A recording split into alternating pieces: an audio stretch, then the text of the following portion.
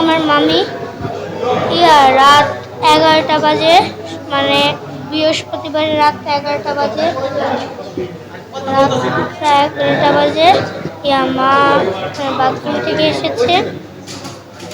মার কেমন জানি হাতগুলো লাগা যাচ্ছিল।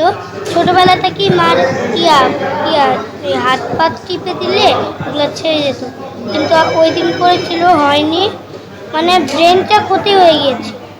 তারপরে মা কথা বুঝতে পারছিল না। তারপরে তো আমার খালুর গায়ে বমি টমি করে শেষ করে দিয়েছে। পরে সিএনজি নিয়ে হসপিটালে গিয়েছে। পিজি হসপিটালটা তখন ছিল, তারপরে অজ্ঞান হয়ে গিয়েছে।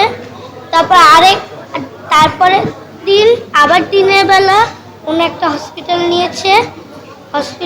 হসপিটালে যে চারটা হসপিটাল জানা যায় যে আমার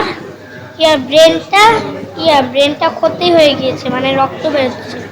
তখন পিজি হাসপাতালে নিয়ে এসে তারপরে ওই যে আস্তে আস্তে যে 3 আসছে, 3 থাকলে তো মানুষ মরে যায় না, 3 আসছে, মারা গেছে।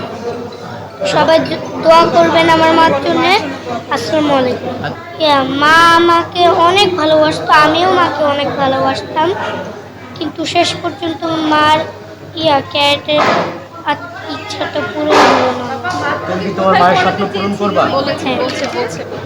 তুমি কি ক্যারেট স্কুলে পড়বা? হ্যাঁ। আমার জন্য সবাই দোয়া করবেন, আর অবশ্যই আমার মার জন্য দোয়া করবেন। আসসালামু আলাইকুম ওয়া রাহমাতুল্লাহি ওয়া বারাকাতুহু।